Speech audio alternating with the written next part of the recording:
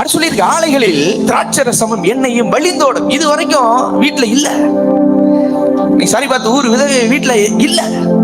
எலியா வந்தது என்ன செஞ்சிருச்சு? நிரம்பி வழிஞ்சிருச்சு. இன்னைக்கு சொல்றேன், எலியாவாகிய ஆவி கடைசி நாட்கள்ல எலியாவின் ஆவியை அனுப்புவேன் சொல்லி இருக்கிறாரு. இன்னைக்கு எலியாவின் ஆவியை அனுப்புகிற நேரம் இது. வழிந்து ஓடுகிற நேரம். வழிந்து ஓடட்டும், வழிந்து ஓடட்டும். வியாதின்னு ஒருத்தர் சொல்லவே கூடாது. மலடு உன் தேசத்தில் இருப்பது இல்லை. மென்டலி, பிசிக்கலி, எஸ், எல்லாம் மாறட்டும். இருதயம் சம்பந்தப்பட்ட வியாதிகள் சரியாகட்டும். மூளை சம்பந்தப்பட்ட வியாதிகள் சரியாகட்டும். கட்டிகள் சரியாகட்டும். முதுகு வேதனைகள் சரியாகட்டும். நிரம்பட்டும். ஹீலிங்ல நிரம்பட்டும். செழிப்புல நிரம்பட்டும். பரிசுத்தத்துல நிரம்பட்டும். இப்போ சிலதெல்லாம் வெட்டுக்கிளிகள் என்ன செஞ்சிருச்சுன்னா எடுத்துச்சான். வெட்டுக்கிளிகள், அப்புறம் பச்சை கிளிகள், முசுக்கட்டை பூச்சிகள், பச்சை புழுக்கள் பட்சித்த வருஷங்கள் ரொம்ப பட்சிக்கப்பட்டுச்சு. நல்லா கவனிச்சுக்கோ சிஸ்டர், நீங்க பிறந்ததுல இருந்து இது வரைக்கும் எதெல்லாம் பட்சிக்கப்பட்டதோ ஆவி ஊற்றப்படுகிற வேலையில அதெல்லாம் என்ன செய்யுமா? என்ன கிடைக்கும்? திரும்ப கிடைக்கும். இன்னைக்கு திரும்ப கிடைக்கிற வேலை சொல்லுங்க. இன்னைக்கு தேவன் எனக்கு என்ன செய்யறாரு? இன்னைக்கு திரும்ப தாரா.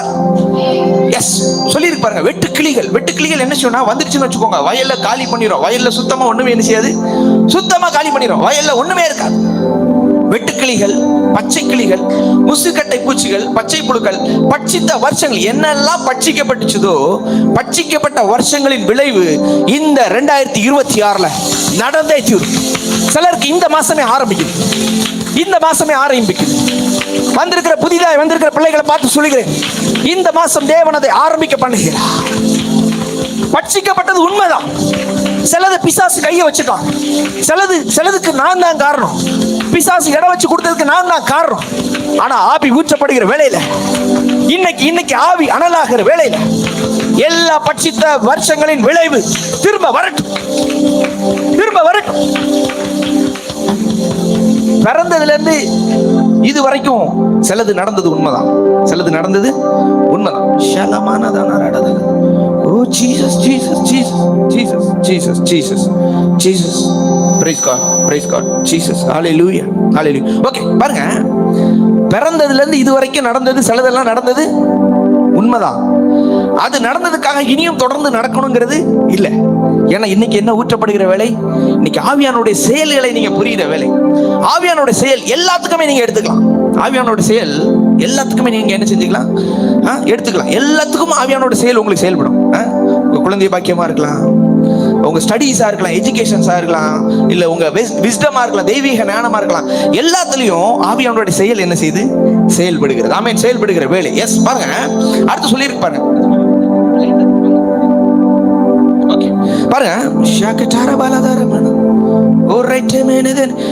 இப்ப எல்லா பட்சித்த வருஷங்களின் விளைவை உங்களுக்கு திரும்ப தருவேன். இப்ப சொல்றேன், திரும்ப தருவேன்.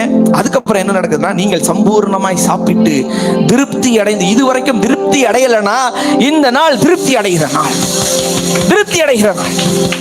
சம்பூர்ணமாய் சாப்பிட்டு திருப்தி அடைந்து உங்களை அதிசயமாய் நடத்தி வந்த உங்கள் தேவனாகிய கர்த்தரை நாமத்தை துதிப்பீர்கள். ஆவி என்ன செய்து தெரியுமா? ஆவியானவர் என்ன செய்யறார் தெரியுமா? சம்பூர்ணமாய் சாப்பிட வைக்கிறார், திருப்தி அடைய வைக்கிறார். எல்லாத்திலும் திருப்தியா இருப்பீங்க. குறைவில்லாத வாழ்க்கை. அதிசயமா இனி ஒரு நாள் சொல்ல போறீங்க, தேவன் என்னை அதிசயமா நடத்தினார், அவர் என்னை ஆச்சரியமா நடத்தினார். உங்க வாயில இந்த வார்த்தை வரப்போகிறது, என்னை அதிசயமாய் நடத்தின தேவனை துதிப்பீர்கள். அடுத்து அப்படியே அந்த வசனம் முடியல, என் ஜனங்கள் ஒருபோதும் வெட்கப்பட்டு போக மாட்டேன். பாருங்க, நான் இன்னைக்கு ஆவியானவர் பத்தி தான் உங்களுக்கு சொல்லி தரேன். ஆவியானவர்ங்கிறவரு, அவருக்கு ஒரு வடிவம் உருவம் இருக்கான்னு கேட்டா இருக்குது. ஆமென். இயேசுவுக்கு எப்படி ஒரு வடிவம் உருவம் இருக்குதோ, அதே மாதிரி பிதாவுக்கு எப்படி ஒரு வடிவம் உருவம் இருக்குதோ, அதே மாதிரி ஆவியானவருக்கு என்ன செய்யுது? ஜெபிக்கிற நேரம் ஆவியானவர் உங்க கூட நிக்கிற மாதிரி நீங்க பார்க்கணும். ஆமென். நீங்க டிராவல் பண்ற நேரம் ஆவியானவர் உங்க கூட இருக்கணும்.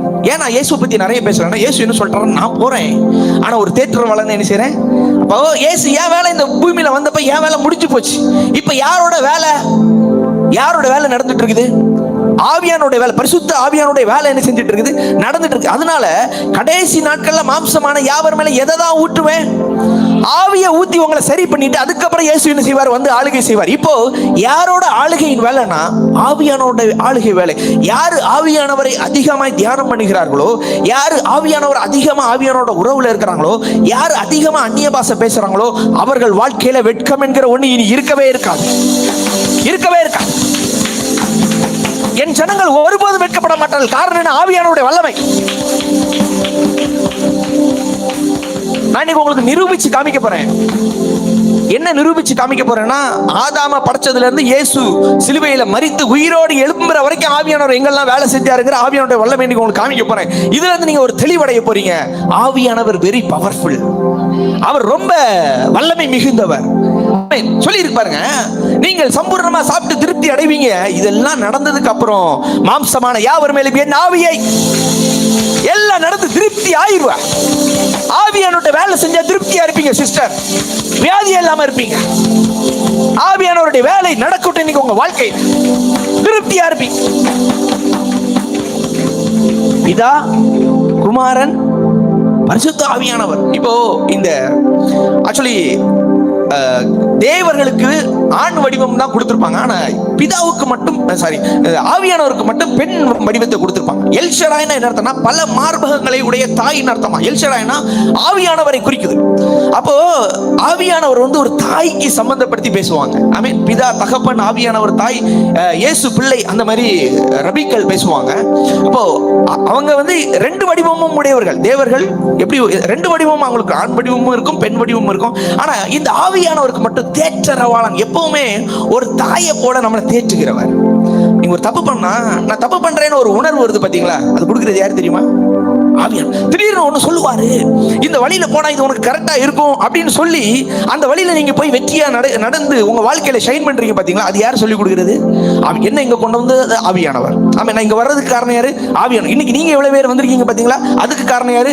ஆவியானவர். இன்னைக்கு நீங்க போற நேரம் வெறுமையா போகாம சுகத்தோட போறீங்க தெரியுமா, அதற்கு காரணம் யாரு தெரியுமா? ஆவியானவர். இன்னைக்கு நீங்க போற நேரம் மிராக்கிள் மணி உங்க அக்கவுண்ட்ல வரும், அதுக்கு காரணம் யாரு தெரியுமா? ஆவியானவர். நீங்க கணவன் மனைவியா சேர்ந்து சந்தோஷமா வாழ போறீங்க, அதுக்கு காரணம் யாரு தெரியுமா? ஆவியானவர். வியாதி இல்லாம வாழுவேன், எந்த பிரச்சனை இல்லாம வாழ, அதற்கு காரணம் ஆவியானவர். ஆவியானவர். ஆவியானவர். செருபாபேலுக்கு சொல்லப்படுகிற கர்த்தருடைய வார்த்தை என்னவென்றால், பலத்தினாலும் அல்ல, பராக்கிரமத்தினாலும் அல்ல. எதனாலதான் ஆகும்? என்ன நீங்க பலத்தினால பண்ணலாம், பராக்கிரமத்தினால பண்ணலாம் நினைச்சாலும் முடியாது, முடியாது. என்னதான் நான் மருந்து சாப்பிட்டாலும், என்னதான் மாத்திரை சாப்பிட்டாலும், என்னதான் ஸ்கேன் எடுத்தாலும், என்னதான் எக்ஸ்ரே எடுத்தாலும் அது வேலைக்கு ஆகாது. எங்கதான் ஆகும்? என்னுடைய ஆவியினாலா. சுயமா ஓடி பார்த்தேன், சுயமா சம்பாதிச்சு பார்த்தேன், சுயமா அது பண்ணி பார்த்தேன், சுயமா என் பிள்ளைய வளர்த்து பார்க்கிறேன், வேலைக்கு ஆகாது, ஆகாது, கையை விட்டு போயிடும். எங்க ஆகும்னா கர்த்தருடைய ஆவியினாலே தான் ஆகும். ஆவியினாலதான். இப்ப சொல்றாரு பாருங்க, அபிஷேகம் பண்ணப்பட்ட செருபாபேலுக்கு முன்பாக பெரிய பர்வதங்கள் ஒண்ணுமே கிடையாது. அபிஷேகம் பாருங்க, ஆவியானவர் ஒரு பிள்ளை மேல இருக்கிற வேளையில, ஆவியானவருடைய செயல்பாடுகள் ஒருத்தர் மேல இருக்கிற வேளையில எவ்வளவு பெரிய பர்வதமா இருந்தாலும், பர்வதம்னா பெரிய பெரிய பிரச்சனை, எவ்வளவு பெரிய பிரச்சனையா இருந்தாலும் சரி, அது ஒண்ணுமே செய்ய முடியாது. அது சமபூமியா மாறிடும். ஆமென். கிருபை உண்டாவதாக என்று ஆர்ப்பரிப்பார்களாக. அப்படி நடக்கிற நேரம் நீங்க சொல்லுவீங்க, தேவ கிருபை என் மேல இருக்குது என்று சொல்லி ஆர்ப்பரிப்பீர்களா. இந்த வசனம் யாரும் சொல்லப்பட்டிருக்குன்னா, ஆலயம் இடிக்கப்பட்டு கிடக்குது. தேவ ஆலயம் என்ன செய்யப்பட்டிருக்குது? இப்போ ஒவ்வொன்றுக்கும் ஒவ்வொரு அனாயிண்டிங் இருக்குது. எகு மேல ஒரு அனாயிண்டிங் இருக்குது, ஏசபேல் குடும்பத்தை அழிக்கிறதுக்கு எகு மேல ஒரு அனாயிண்டிங், தாவீது மேல ஒரு அனாயிண்டிங் இருக்குது, இஸ்ரவேலை ஆளுகை செய்வதற்கான ஒரு அனாயிண்டிங் இருக்குது, சவுல் மேல ஒரு அனாயிண்டிங் இருக்குது, இஸ்ரவேலை ஆளுகை செய்வதற்கான ஒரு அபிஷேகம் இருக்குது. இதே மாதிரி சாலமன் மேல ஒரு அபிஷேகம் இருக்குது. இது ஆலயத்தை கட்டி, தேவனுடைய ஆலயத்தை எருசலேமில் கட்டி ஜனங்களை ஆளுகை செய்வதற்கான ஒரு ஞானத்தின் ஆவி யார் மேல இருக்குது? அவன் மேல. இதே மாதிரி ஒவ்வொருத்தர் மேல, ஒரு தானியேல் மேல விசேஷித்த ஆவி இருந்தது, யோசேப்பு மேல வேற ஆவி, இப்படி ஒவ்வொருத்தர் மேலையும் ஒரு ஆவி என்ன செஞ்சுட்டே இருந்துச்சு. நூனின் குமாரனை யோசுவா மேல ஞானத்தின் ஆவி இருந்துச்சு. இப்படி ஒவ்வொருத்தர் மேலையும் ஒரு ஆவி இருந்துச்சு. ஆனா இயேசுவின் மேல மட்டும் 7 விதமான ஆவி இருந்துச்சு. நான் சொல்றேன், நீங்க எப்போ அந்நிய பாஷையில பேசி ஆவியானவரே ஆவியானவரே ஜெபிக்க ஆரம்பிக்கிறீங்களோ, உலகம் பார்க்கிற மாதிரி உங்க தலையை உயர்த்துவா.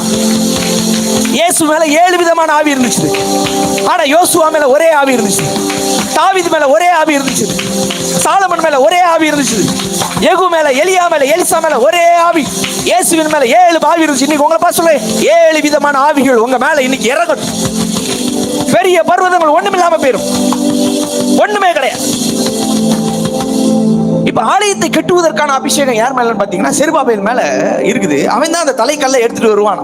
தலைக்கல் முதல் கல்லு கொண்டு வைக்கிறது யாரு? அபிஷேகம் பண்ணப்பட்டவன் தான் வைக்கணும். யாருக்கு கையிலே கொடுத்தா சரியாவது? அபிஷேகம் பண்ணப்பட்டவங்களை தான் கொடுக்கணும். ஆமென். இப்ப சொல்லி இருப்பாருங்க, செருபாபேலின் கைகள் இந்த ஆலயத்துக்கு அஸ்திபாரம் போட்டது. செருபாபேலின் கைகள் இந்த ஆலயத்துக்கு அஸ்திபாரம் போட்டது. அவன் கைகளே இதை முடித்து தீர்க்கும். நான் யார் மேல அபிஷேகம் பண்ணிருக்கணும் அவன் தான் இதை முடிச்சு தீர்க்கணும். வேற எவனும் செய்ய முடியாது. மாம்சத்தில் இருக்கிறவன் செய்ய முடியாது. ஆவியில இருக்கிறவன் தான் செய்ய முடியும். அவன் கைதான் இதை செய்யும். இன்னைக்கு ஆண்டவர் உங்களை பார்த்து சொல்றார், உன் கைதான் செய்யும். மரித்தவர்களை உயிரோடு எழுப்புறது சின்ன பிள்ளைங்க எழுப்புவாங்க, உன் கை செய்யும். பாருங்க, வியாதிஸ்தர்களை சுஸ்தமாக்குங்கள். அதுல அந்த வசனத்துல சொல்லி இருக்குது, மரித்தோரை உயிரோட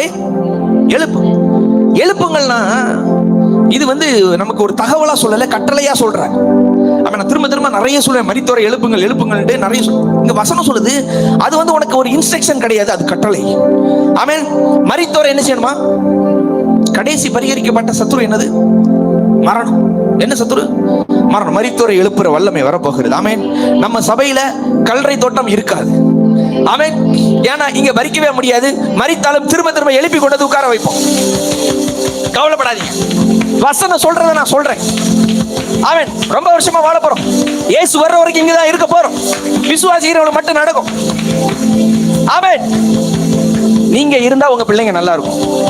நீங்க இருந்தா தேசம் நல்லா இருக்கும். ஆமென். யாரோ தேசத்துல ஆள்றதுக்கு உங்க பிள்ளைங்க ஆளணும். அதுக்காகவே நீங்க வாழணும். ரொம்ப வருஷமா நீங்க என்ன செய்யணும்? வாழணும். இந்த ஒரு மாதிரி கிடக்கிற இந்த தேசத்தை நம்ம சரி பண்ண போறோம். நீங்களும் உங்க பிள்ளைகளும் நம்மளும் இந்த தேசத்தை சரி பண்ணி இந்த தேசம் இயேசுவின் தேசமாய் மாறப்போகுது. இந்தியா இயேசுவுக்கு. உங்களை எழுப்ப போறாரு, என்ன எழுப்ப போறாரு? உங்க பிள்ளைகளை எழுப்ப போறாரு, உங்க சங்கத்தை எழுப்ப போறாரு. நான் டிராவல் பண்ணிட்டு இருக்கேன், என் கூட டிராவல் பண்ணணுங்கிறவங்க வரலாம். இல்லை நான் பரலோகத்துக்கு போறேன்னா என்ன செஞ்சிடலாம், போகலாம். இன்னொரு வாட்டி ஞானஸ்நானம் நடந்து அங்கேயே கொஞ்ச நேரம் உங்களை பிடிச்சி வச்சு உடனே பரலோகத்துக்கு என்ன செய்யலாம்? உடனே போனோம்னால என்ன செய்யலாம்? உடனே போகலாம். ஆனால் நான் சொல்றேன், இந்த பூமியில பரலோகத்தை நம்ம என்ன செய்ய போறோம்? 1000 வருட அரசாட்சி இந்த பூமியில தான் நடக்க போகுது. அது வரைக்கும் இந்த பூமியில இருந்து இந்த பூமியை நம்ம சரி பண்ணி இந்த பூமியை பரலோகமாய் மாற்றுவோம். இப்படி ராஜ்யம் வருக, இப்படி ராஜ்யம் வருக. இப்படி சித்தம் பர மண்டலத்தில் செய்யப்படுவது போல செருபாபேல் கைதான் செய்யணும். அபிஷேகம் பண்ணப்பட்டவன் கைதான் செய்யணும். அவன் தான் இதை முடிச்சு தீப்பான். யாரால முடியாது. செருபாபேலே நீதான். ஆமென். உங்க வியாதியை மாத்துறது செருபாபேலாகி நீங்கள் தான் மாற்ற முடியும். ஆமென். டாக்டர் மாற்ற முடியாது. இன்னைக்கு ஒரு முடிவெடுங்க. நான் இந்த வாரம் ஃபுல்லா யூதா பத்தி பேசியிருந்தேன். எத்தனை பேர் கேட்டீங்கன்னு தெரியல. யூதா பத்தி பேசியிருந்தேன். அதுக்கப்புறம் ஆசா பத்தி பேசியிருந்தேன். இவரெல்லாம் அனாயிண்டட் ரொம்ப ரொம்ப பயங்கரமா இருந்துச்சு. யூதா அனாயிண்டிங்லாம் ரொம்ப பயங்கரமா இருந்துச்சு. நீங்க அதெல்லாம் திரும்ப கேளுங்க. 3வது நாள் 4வது நாள்ல அதை பத்தி பேசியிருக்கிறேன். அதெல்லாம் வெரி பவர்ஃபுல்லா இருந்துச்சு. நான் உங்களை பார்த்து சொல்றேன், அபிஷேகம் உங்க வாழ்க்கையில நீங்க ஆப்ரேட் பண்ண எனக்கு அந்நிய பாஷை வரல, பேச ஆரம்பிக்க வந்துடும். 2 விதமா அந்நிய பாஷை வரும். ஒண்ணு நீங்க பேச ஆரம்பிச்சு வர்றது, அதான் பேச தொடங்கினார்கள் சொல்லியிருக்கு. அப்போஸ்தலர்கள்ல பேச தொடங்கினார்கள், பேச ஆரம்பிச்சிட்டாங்க. நீங்க பேச தொடங்கினீங்கன்னா என்ன செஞ்சிடலாம்? பேச ஆரம்பிச்சிடலாம். இன்னொன்னு, நீங்க ஜெபிச்சுட்டே இருக்கிறாரு, திடீர்னு உங்க தலை மேல என்ன செய்யும்? அனாயிண்டிங் என்ன செய்யும்? இறங்க. இப்படி 2 விதமான அபிஷேகம் இருக்குது. எது வேணுமோ அதை பெற்றுக்கொண்டு பேச ஆரம்பிங்க. உங்க வாழ்க்கையில வியாதியே இருக்காது. ஆமென். பட்சிக்கப்பட்ட எல்லாத்தையும் தேவன் என்ன செய்வார்? திரும்ப என்ன செய்வார்? தருவார். பாருங்க, இங்க ஒருத்தர் பெசலேயல்னு ஒருத்தர் இருக்கிறார். பெசலேயல், அவர் பேர் என்னன்னு பாத்தீங்கன்னா பெசலேயல். இவர் மேல ஒரு அபிஷேகம் இருக்குது. யாத்திராகமம் 31:5 சொல்லப்பட்டிருக்கு. பாருங்க, யூகித்து செய்வதற்கான, என்ன அர்த்தம்? 5வது வசனம் போடு. யூகித்து செய்வதற்கான சகலவித வேலைகளையும் யூகித்து செய்கிறதற்கும் வேண்டிய ஞானமும் புத்தியும் அறிவும் அவனுக்கு உண்டாவதாக அவனை தேவ ஆவியினால் நிரப்பினேன். இவர் பேர் என்னன்னா பெசலேயல். பாருங்க, உங்க லைஃப்ல நீங்க வித்தியாசமா இருக்கணும்னா தேவ ஆவியினால் என்ன செஞ்சுதான் இருக்கணும்? இவன் யூகித்து செய்யறதுல இவன் பெஸ்ட். அவன் வேலையை பாருங்க. யாத்திராகமம் 31:2வது வசனம் சொல்லுது பாருங்க. பெசலேயலை பேர் சொல்லி அழைத்து வினோதமான வேலைகளை அவன் யோசித்து செய்கிறதற்கும். வேலை, இவன் வேலைக்காரன் தான். இவன் பிசினஸ் மேன் கிடையாது, வேலைக்காரன் தான். ஆனா இவன் வினோதமா செய்வான். நீங்க நீங்க செய்யற மாதிரி வித்தியாசமா யாரும் என்ன செய்ய முடியாது. சொல்றேன், இந்த உலகத்திலேயே ப்ராஃபட் ஹட்சன் ஒரு வித்தியாசம். இதே மாதிரி உங்களே நீங்க சொல்லுங்க, நான் ஒரு வித்தியாசம், நான் ஒரு டிஃபரண்ட். என்னைக்கு நீங்க வித்தியாசமா இருக்கிறீங்களோ அன்னைக்கு உங்களை தேடி ஜனத்திரள்கள் வரும், பணத்திரள்கள் வரும், சகலமும் வரும் உங்களை தேடி. இங்க இவர் வித்தியாசம். பெசலேல் எவ்வளவு பேர் இருக்கிறாங்க இந்த வேலைகளை செய்யறதுக்கு. என்ன வேலை தெரியுமா? பொன்னில செய்யற வேலை, வெளியில செய்யற வேலை, வெண்கலத்துல செய்யற வேலை, ரத்தினங்கள், முத்திரைகள், இப்படிப்பட்ட மரத்திலான வேலைகள். இந்த வேலைகள் எல்லாம் செய்யறதுக்கு நிறைய பேர் இருக்கிறாங்க. ஆனா உடன்படிக்கை பெட்டியை செய்யறதுக்கு யார் தான் வேணும்? இந்த உடன்படிக்கை பெட்டி, ஆர்க் ஆஃப் கவர்னன்ட் இவ்வளவு நம்ம பேசுறோம் பாத்தீங்களா? ஓபேத்ஏதோம் வீட்டுல இருந்து தாவீது கொண்டு வந்தார். இதை செஞ்சது யார் தெரியுமா? ஓபேத்ஏதோம் தான் செஞ்சா. சாரி, இவன் தான் செஞ்சா. யார்? பெஸ்லேல் தான் செஞ்சா. அப்போ வித்தியாசமா செய்யறதுக்கு ஒரு ஞானத்தின் ஆவி வேணும். இன்னைக்கு ஆண்டவர் சொல்றாரு, பெஸ்லேலின் அந்த டிஃபரண்டான அனாயிண்டிங் உங்க மேல இறங்கட்டும். யூகித்து செய்கிற வினோத வேலைகளை, வினோதமான வேலைகளை யோசித்து செய்கிறதற்கும் யூகித்து செய்கிறதற்கும் ஞானமும் புத்தியும் அறியும் அவனை தேவ ஆவியினால் நிரப்பினேன். அவனை நான் நிரப்புறேன்.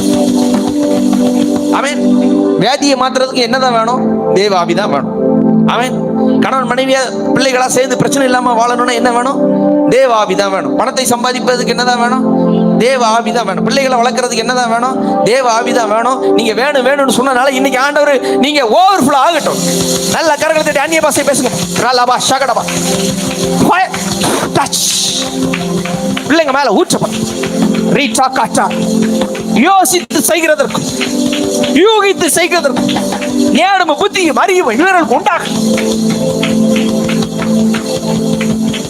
இந்த யூதா கோத்திரத்துல யார் வரதுன்னு பாத்தீங்கன்னா காலேப் போறாரு பாருங்க. இந்த காலேப்பை பத்தி சொல்லியிருக்கேன். 14:24 சொல்லப்பட்டிருக்குது. என்னுடைய தாசனாகிய காலேப் வேற ஆவியை உடையவனாய் இருக்கிறபடியினால். என்ன ஆவினா? வேற ஆவியை. அப்போ நீங்க உத்தமமா நடக்கணும்னா, பரிசுத்தமா வாழணும்னா, நல்லா குடிச்சுக்கோங்க, உத்தமமா பரிசுத்தமா நடக்கணும்னா வேற ஆவி இருக்கணும். ஆமென். சிலருக்குலாம் பிசாசின் ஆவி தான் இருக்கு. குறை சொல்ற ஆவி, பொய் சொல்ற ஆவி, ஏமாத்துற ஆவி.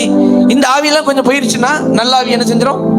வந்துடும். நீங்க சொல்லியிருப்பாங்க, என்னுடைய தாசன், அவரை சொல்ற நேரமே எப்படி சொல்லுது? நான் காலேப்பை பத்தி சொல்ற நேரமே என்ன சொல்லியிருக்கேன்னா, என்னுடைய தாசனாகிய காலேப் வேற ஆவி இருந்துச்சுன்னா ஆண்டவர் உங்களை புகழ்வாரு. ஆண்டவர் யோபை பார்த்து புகழ்ந்தாரு, ஆண்டவர் மோசையை பார்த்து புகழ்ந்தாரு, ஆண்டவர் தாவீதை பார்த்து ஆண்டவர் அநேகரை புகழ்ந்தாரு. அதே மாதிரி இங்க ஒருத்தரை புகழ்றாரு பாருங்க, காலேப்பை பார்த்து புகழ்றாரு. என்னுடைய தாசனாகிய காலேப் வேற ஆவியை உடைய. இப்போ ஒருத்தர் உங்களை பார்க்கிற நேரம் ஏதோ இவங்கள்ட்ட ஏதோ ஒரு டிஃபரெண்ட் ஒரு ஸ்பிரிட்டை பார்க்கணும். ஏதோ சம்திங் இவங்கள்ட்ட ஏதோ ஒரு டிஃபரெண்டா இருக்குது. இவங்களை பார்த்தா அழுற மாதிரி தெரியக்கூடாது, சந்தோஷமா இருக்கிற மாதிரி தெரியணும். உங்களை பார்த்தா வியாதி இருக்கிற மாதிரி தெரியக்கூடாது. ஐயா, உங்களை பார்த்தா தெரியவே இல்லையா ஸ்டீஃபன் ஐயா? உங்களை பார்த்தா இவருக்கு ஹார்ட் 40% தான் ஒர்க் ஆகுதுன்னு சொல்றாங்க. ஆனா நான் இன்னைக்கு சொல்லிட்டேன் எவ்வளவு ஒர்க் ஆகுதுன்னு சொல்லிட்டேன். தீர்க்கதரிசி வாயில வந்தா நடக்குமா நடக்காதா? அவ்வளவுதான். இதே மாதிரி அது கைத்தட்டல பாருங்க. சிஸ்டர் மட்டும் தான் கைத்தட்டுறாங்க பாருங்க. 100% ஹார்ட் ஒர்க் ஆயிருக்குன்னு சொல்லியிருக்கேன். வேற கைத்தட்ட வேண்டாவா? அவர் எங்க இருந்து வராரு தெரியுமா? ஐயா, எந்த ஊர்? நாகப்பட்டினம் ஐயா? நாமக்கல். சாரி, நாமக்கல். எத்தனை மணிக்கே காலையில கிளம்புனீங்க? காலையில 6:30 கிளம்பியிருக்காரு. இன்னைக்கு 9:30 நம்ம சர்ச் பிலிவர்ஸ்லாம் வந்து கை தூக்க பார்க்கணும். 9:30 வந்தேன்னு சொல்றவங்க பாருங்க. அவர் நாமக்கல்ல இருந்து 6:30 வார்த்தை கேட்கறதுக்காக வந்திருக்கிறேன். ஆமே, நம்ம சர்ச் மக்களுக்கு 9:30 என்ன செய்ய முடியல? சர்வீஸ் முடியட்டும், உங்களுக்கு டோஸ் இருக்கு இன்னைக்கு. Okay okay. ஆன்லைன்ல பாக்குறவங்க இல்ல, மற்றவர்களுக்கு வாங்க. சரி, ஓகே, நல்லா குடிச்சுக்கோங்க. அப்போ இப்போ என்னுடைய தாசனாகிய காலேப் வேற ஆவியை உடையவனா இருக்கிறபடினா, அவன் என்ன ஆவி? என்ன ஆவி சொல்லுங்க. இப்ப வேற ஆவினா நீங்க வேற மாதிரி இருப்பீங்க. உங்க எண்ணம் எல்லாம் இயேசுவ மாதிரி இருக்கும். உங்க சிந்தனைகள் எல்லாம் யாருக்காவது உதவணும், யாருக்காவது கொடுக்கணும், எனக்கு ஏதாவது கிடைக்குமா, எனக்குன்னே இருக்காது. செய்யணும் செய்யணும் செய்யணும். அந்த வேற ஆவி கொடுக்கணும், காப்பாற்றணும், வாழ வைக்கணும், ஜனங்களுக்காக நான் ஏதாவது செய்யணும், ஜனங்களை சர்ச்சுக்குள்ள கொண்டு வரணும். ஐயா, இனி நீங்க வர்ற நேரம் ஒரு 50 பேரோட வருவீங்க அங்க இருந்து. வேணும் அனுப்பிடுவோம் உங்க ஊருக்கு. அவன்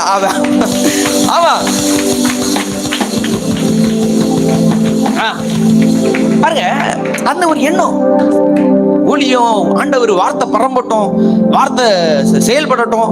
அவன் நானும் தான் கொஞ்ச நாளா பார்த்துட்டு இருக்கேன். ஏதாவது ஒரு ஸ்பான்சர் கிடைக்குமா, கொஞ்சம் சர்ச்செல்லாம் கொஞ்சம் அட்வர்டைஸ் பண்ணணும், டிவில எல்லாம் போட்டு அட்வர்டைஸ் பண்ணணும்னு பார்த்துட்டே இருக்கு. ஆனா ஆண்டவர் யாரையாவது என்ன செஞ்சிருவாரு? எழுப்பிடுவார். எழுப்பாம என்ன செய்ய மாட்டாரு? இருக்க மாட்டாரு. யாராவது என்ன செஞ்சிருவாரு? எழுப்பிடுவார். நோட்டீஸ் எல்லாம் அடிக்கணும்னு நினைச்சிருக்கேன். ஆல்ரெடி அடிச்சு ஒரு 2000 நோட்டீஸ் கொடுத்தோம். அதுலயே கொஞ்சம் பேர் வந்திருக்காங்க. இன்னும் என்ன செய்யணும்? போகணும். வார்த்தைகள் என்ன செய்யணும்? பரம்பி என்ன செய்யணும்? அப்ப இதுக்கு என்ன தேவை?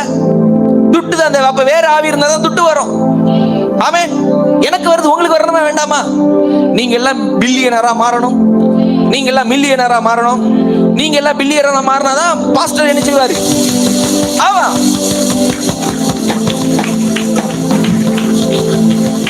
ஆமாவா இல்லையா? அப்ப நீங்க நல்லா இருக்கணுமா இல்லையா?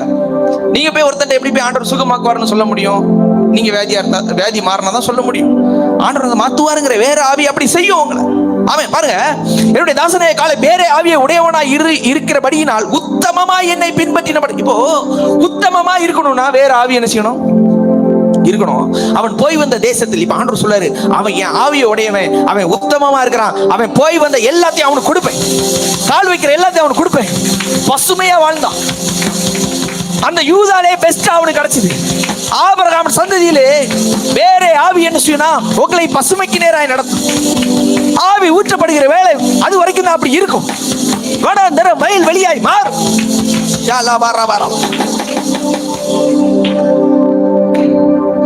அதே மாதிரி அவன் ஆவி வேற மாதிரி இருக்கிறவன் பயப்பட மாட்டான். அவன் என்ன செய்ய மாட்டான்? அவன் பதட்டப்படவே மாட்டான். என்ன செய்ய மாட்டான்? படவே. எல்லாரும் சுத்தி மெஜாரிட்டி பயப்படுறாங்க. மெஜாரிட்டி என்ன செய்யறாங்க? பயப்படுறாங்க. ஒரே ஒருத்தனுக்குள்ள வித்தியாசமான ஆவி இருக்கு. 10 கோத்திரம் போகுது, அதுல யோசுவா காலேப் மட்டும் பயப்படல. சாரி, 12 கோத்திரம் போகுது. போய் செக் பண்ண போறாங்க, அந்த தேசத்தை நம்ம சுதந்திரிக்க போறோம்.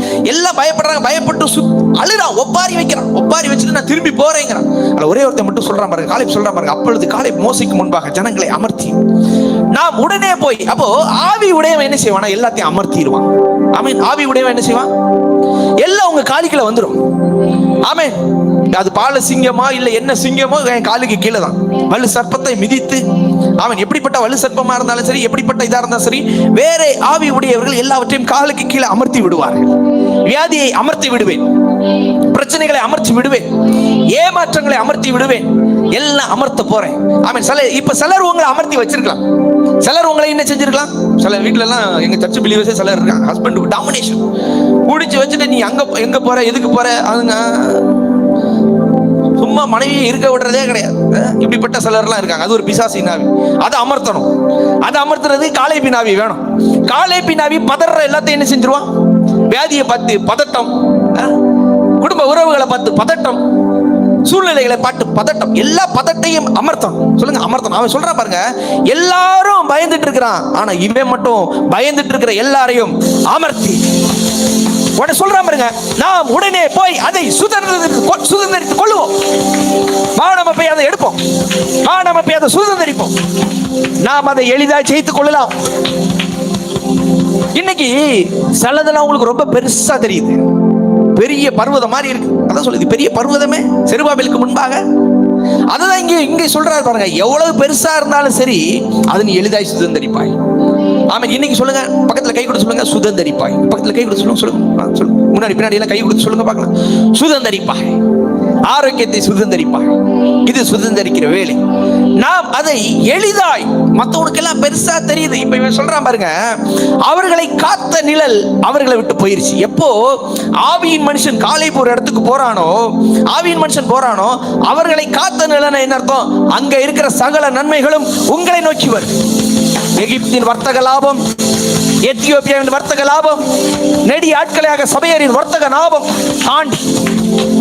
தாண்டி நான் அபிஷேகம் பண்ணின கோரேசுக்கு முன்பா ஜாதிகளை கீழ்படுத்தி, ஆண்டு சொல்லாரு, நான் கோரேஸ் அபிஷேகம் பண்ணியிருக்கிறேன். எதுக்கு அபிஷேகம் பண்ணியிருக்கிறேன்னா, ஜாதிகளை கீழ்படுத்தி, ராஜாக்களின் இடைக்கட்டுகளை அவிழ்த்து, ராஜாக்களின் டவுசர்களை அவிழ்த்து, அப்படி சொல்றார். யாரு? கோரேசுக்கு முன்பாக. இப்போ வெண்கல கதவை உடைச்சு, யாரு அபிஷேகம் பண்ணப்பட்ட கோரேசுக்கு முன்பாக வெண்கல கதவு உடையட்டும், இருப்பு தாழ்பால்கள் முறியட்டும். அந்த காலத்தில் இருக்கிற பொக்கிஷங்கள் சிலதெல்லாம் மறைஞ்சிருக்கு, இன்னைக்கு வெளியே வருது.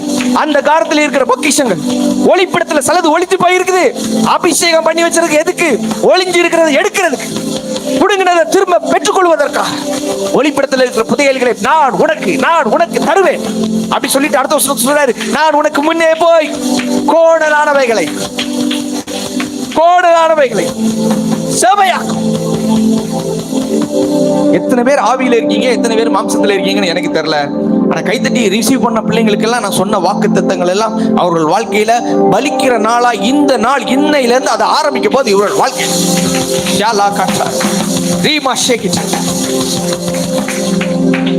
எவ்வளவு பெரிய பிரச்சனையா இருந்தாலும் சரி, அபிஷேகம் பண்ணப்பட்டவனுக்கு அது எளிது, அவனுக்கு அது ஒண்ணுமே கிடையாது. நாம் எளிதாய் அதை சுதந்திரித்துக் கொள்ளலாம். உடனே போய் அதை சுதந்திரித்துக் கொள்வோம், தாமதம் பண்ணக்கூடாது. உடனே போய் அதை செய்வோம், சுதந்திரித்துக் கொள்ளுவோம் அப்படின்னு சொல்லி எளிதாய் பாருங்க. இப்போ ஆல்ரெடி யோசுவா ஒரு வித்தியாசமான ஆவி பெற்றவன், அப்படிதான் வசனம் சொல்லுது பாருங்க. என்னாகமம் 27:18 சொல்லப்பட்டிருக்குது. ஆவியை பெற்றிருக்கிற புருஷனாகிய யோசுவா, அவன் ஆவியை பெற்றிருக்கிறான். எல்லாருக்கும் ஆவியை பெற முடியல, ஏன்னா இவன் எப்பவுமே ஆசாரிப்பு கூடாரத்தை விட்டு விலகாம இருந்தான். தேவ பிரசன்னத்துல நீங்க இருக்க தேவனுடைய ஆவி உங்க மேல என்ன செஞ்சுட்டே இருக்கும். யோசுவா பத்தி சொல்ற நேரம் அவன் பிரசன்னத்திலே இருக்கிறான். அது அவனை சொல்லி இருக்குது, ஆசரிப்பு கூடாரத்துக்கு விலகாது இருக்கிற நூனின் குமாரன் ஆகிய. அதனாலதான் இவன் மேல ஒரு டிஃபரெண்டான ஆவி வருது. நல்லா குடிச்சுக்கோங்க. நான் என்ன சொல்றேன்னா, பிரசன்னத்துக்கு அதிகமாக இடம் கொடுக்க வேண்டும். போன் கால்ஸுக்கு நிறைய என்ன செய்யக்கூடாது, இடம் கொடுக்க கூடாது. ரீல்ஸுக்கு நிறைய என்ன செய்யக்கூடாது, இடம் கொடுக்க கூடாது. வீடியோ பார்க்கறதுக்கு நிறைய என்ன செய்யக்கூடாது, இடம் கொடுக்க கூடாது. சிஸ்டர் முன்னாடி நந்தினி சிஸ்டர் இங்க முன்னாடி இடம்.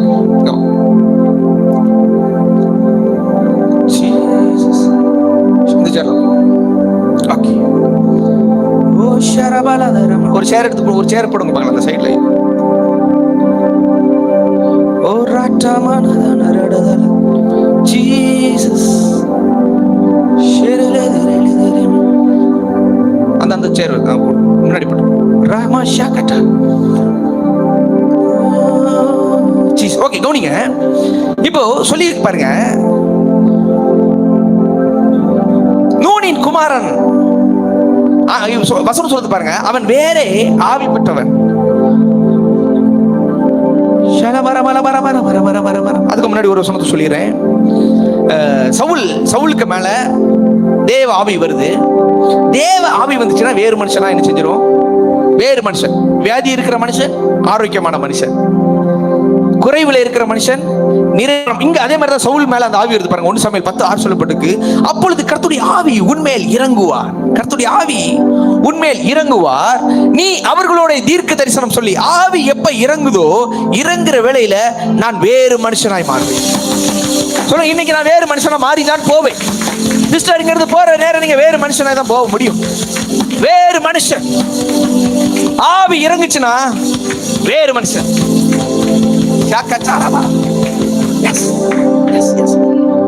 அவங்களாம் ஈரோட்ல இருந்து வராங்க. ஈரோடு தாண்டி போனோம் இல்லையா, சூரம்பட்டியில இருந்து வராங்க பாருங்க. அவ்வளவு தூரத்துல இருந்து வராங்க.